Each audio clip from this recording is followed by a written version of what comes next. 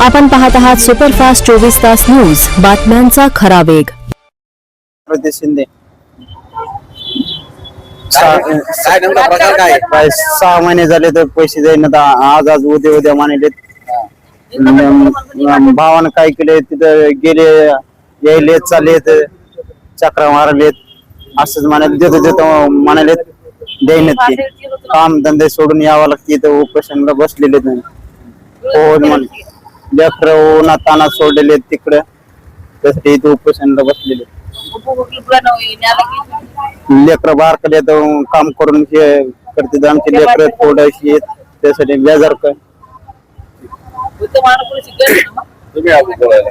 शोभाबाई पिराजी शिंदे.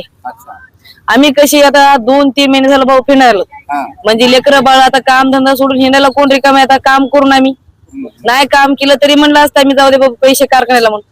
रात्रंदिवस मेहनत केले कसे पैसे जाऊ द्यावा आम्ही. म्हणजे हिंडणं काय सोपं का लेकर बाळ सोडून. मग आम्हाला कारखान्याला कळू नाही कोणी काम केलं त्याचे पैसे कुठून घ्यायचे त्यांनी नाही का. ज्यांनी केलं त्याचे काम कटायचे, ज्यांनी नाही धंदा केलं त्याचं कटवायचं ना त्यांनी.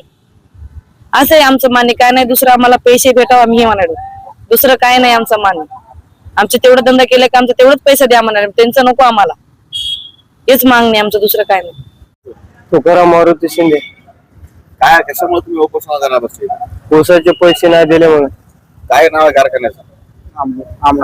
अमरापूर वर्षे शुगर कारखाना. कधीच बिल आहे तुमचं? गेल्या वर्षीचे. काय काम करता तुम्ही तिथं? ऊस तोडीचे मजुरीचे पैसे आले नाहीत म्हणून उपोषणाला बसलेले. तिथे 1 वर्ष झालं का? गेल्या वर्षीचेच. गेल्या वर्षी तुम्ही कारखान्याला पैसे मागितले का त्या बाबा? त्यांच्याकडे 3 महिने चक्र चालूच आहेत साहेब. त्याने काय आणि दिलेत नाही म्हणून. काय म्हणले कारखानेवाले? निवेदन देतच राहिलो होता. त्याने काय आम्हाला सांगितलं नाही.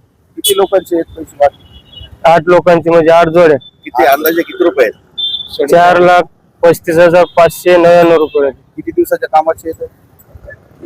3 महिन्याची. 3 महिन्याचे. इतकी रक्कम आहे समजा. हो. तुम्ही त्याला निवेदन देऊन विनंती करून दिले नाही? नाही काहीच नाही त्याने सांगितलं. उपोषणाला कधीपासून बसला?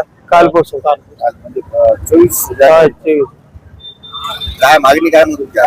मागणी काय नाही नुसतं आपण पैसे त्यांना द्या म्हणून मागणी करायलो. ते काय आणि त्यांचं काहीच नाही मिळालं.